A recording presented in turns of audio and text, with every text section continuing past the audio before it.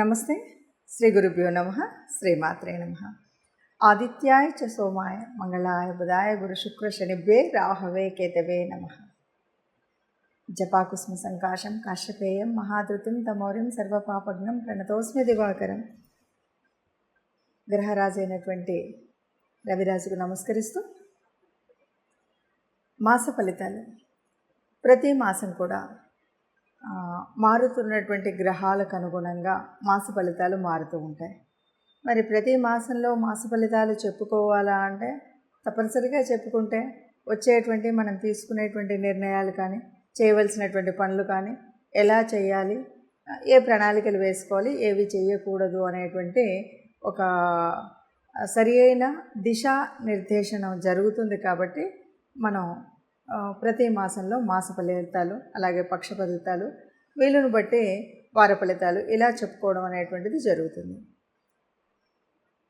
గ్రహాలు అనేవి నిరంతరం నిత్యం కదిలేటువంటివి. ఆ గ్రహాల యొక్క కదలిక ఏదైతే ఉందో దాన్ని మనం గోచారం అంటున్నాం. గోచారం మూలంగా అంటే జన్మజాతకంలో మనకు గ్రహస్థితి ఎలా ఉన్నా ఈ మారుతున్నటువంటి గ్రహాలు భూమి మీద ఉన్నటువంటి మానవుల మీద చూపెట్టేటువంటి ప్రభావానికి తగినట్టుగా మనం ఎలా చేసుకోవాలి, ఏం చేసుకోవాలి అని చెప్పుకోవాలి. ఆ విధంగా చూస్తే మరి ఈ మే మాసం అంటే ఏప్రిల్ 2024 మే మాసంలో గ్రహస్థితి ఎలా ఉంది, దీనికి ముందుగా అసలు గ్రహాలు ఎలా ఉన్నాయి, ఒక్కొక్క గ్రహం ఎక్కడెక్కడ ఉపస్థితిలో ఉన్నాయి ఇది కనుక చూస్తే ముందుగా మేషరాశిలో రవి ఉన్నాడు, గురువు ఉన్నాడు మొట్టమొదటి రోజు. కానీ గురువు మొదటి రోజు అంటే 1వ తారీఖు సాయంత్రం నుండి అంటే మనం 2వ తారీఖు లెక్క వేసుకున్నా కూడా గురువు వృషభంలోకి మారుతున్నాడు. మరి ఉన్నటువంటి రవి మరి 14వ తారీఖు మళ్ళీ వృషభంలోకి మారుతాడు. ఇక శుక్రుడు అక్కడే ఉంటాడు. ఇది ముందుగా మేషరాశిలో కనిపించేటువంటి రాశి గ్రహాల యొక్క కూటమి. తర్వాత కన్యలో కేతువు, ఇంకా కుంభంలో శని కనిపిస్తాడు. ఇక దాటితే మీనరాశిలో కుజుడు, తర్వాత బుధుడు, రాహు, ఈ ముగ్గురు అక్కడ ఉంటారు. బుధుడు 11వ తారీఖుకి మళ్ళీ మేషరాశిలోకి ప్రయాణం చేస్తాడు. ఇది రాసుల యొక్క స్థితి, రాసులలో గ్రహాల యొక్క స్థితి. ఈ రాసుల్లో ఇలా ఉంటాడు. చంద్రుడు 2.5 రోజులకు ఒక గ్రహం చొప్పున మారుతూనే ఉంటాడు. ఇలా గ్రహాలు ఉన్నప్పుడు మరి ఈ మార్పు వల్ల ఒక్కొక్క రాశి వారికి అంటే 12 రాశుల వారికి ఎలా ఉంటుంది, దానివల్ల ఫలితం ఎలా ఉంటుంది అంటే ఇటు చిన్న చిన్న మార్పులే. ఎందుకంటే ఒకేసారి ఈ నెల లోపల ఉద్యోగాలు వచ్చేసో, పెళ్ళిళ్ళు అయిపోయో, ఇంకేదో అవుతుందన్నది కాదు. మనం ఉన్నటువంటి కొన్ని కష్టాలు కానీ, కొన్ని నిర్ణయాలు కానీ, కొన్ని రకాలైనటువంటి పనులు చేయాలా వద్దా అనేటువంటి ఒక స్థితి కోసం మనం చెప్పుకునేటువంటిది ఈ గ్రహస్థితి. ఇప్పుడు ఒక్కొక్కటిగా 12 రాశుల యొక్క ఫలితాన్ని చూద్దాం. తదుపరి రాశి తులారాశి.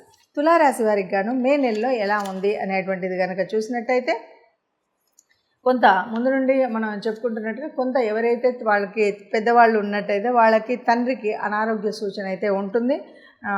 తండ్రి గారి ఆరోగ్యం అంతగా ఉండకపోవచ్చు. అంతేకాదు స్వస్థానాన్ని విడిచి అంటే వాళ్ళు ఉన్నటువంటి స్థలాన్ని విడిచి వేరే చోటుకి వెళ్ళడం అనేటువంటిది, అది ఉద్యోగ రీత్యా కావచ్చు, వ్యాపార రీత్యా కావచ్చు, అనుకోని సంఘటనల వల్ల కావచ్చు, ఏదైనా సరే మొత్తానికి మాత్రం ఉన్న స్థలాన్ని అంటే దూరంగా వెళ్ళేటువంటి పరిస్థితి. అది వేరే వాళ్లకు సాయం చేయడానికి కావచ్చు, ఏదో రకంగా ఇల్లు విడిచి వెళ్ళేటువంటి వాళ్ళు చాలామంది కనిపిస్తారు. అట్లాగే కుటుంబ శ్రేయస్సును దృష్టిలో ఉంచుకొని కొంతవరకు ఏమన్నా మనం తప్పనిసరిగా వీడు మనల్ని పొద్దున్న లేస్తే సతాయిస్తున్నాడు, వీడితో ఫైటింగ్ చేయాలి అని మనసు నిండా ఉంటుంది. కానీ అరే మనం ఉండనప్పుడు మన ఇంటికి ఏమన్నా ఆపత్తేస్తారు ఏంటి అని ఇలాంటి ఉన్నప్పుడు ఏవైనా కలహాలు వచ్చేటువంటి పరిస్థితి ఉంటే వాటిని విరమించుకునేటువంటి వాళ్ళుగా ఉంటారు. అట్లాగే కుటుంబం యొక్క ఉన్నత ఆశయాలు ఏవన్నా సరే, నా బిడ్డడు బాగా పెరగాలి, నా ఇల్లు బాగుండాలి, లేకపోతే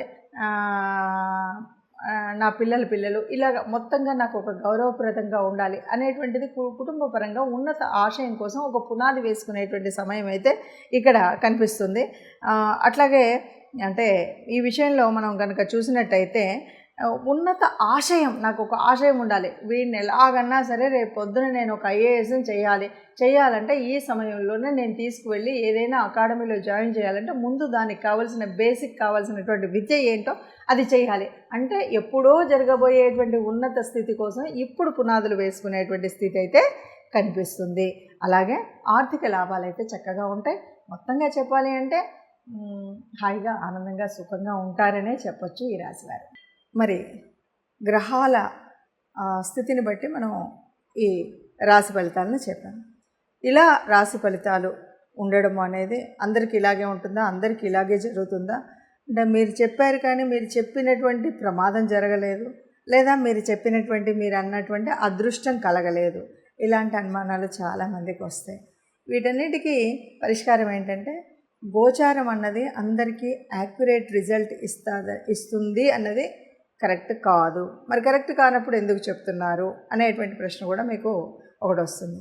కరెక్ట్ కాదు అంటే ఉన్నటువంటి వాళ్ళకి చాలామందికి జాతకం తెలియకపోవచ్చు, అంటే జన్మజాతకం రాయించుకొని ఉండకపోవచ్చు. అలాంటి వాళ్ళకి దాదాపు అంటే కోటాను కోట్ల మంది ఉంటే అందులో ఒక 30-40% ఆఫ్ ద పీపుల్కి ఇది కనిపిస్తుంది.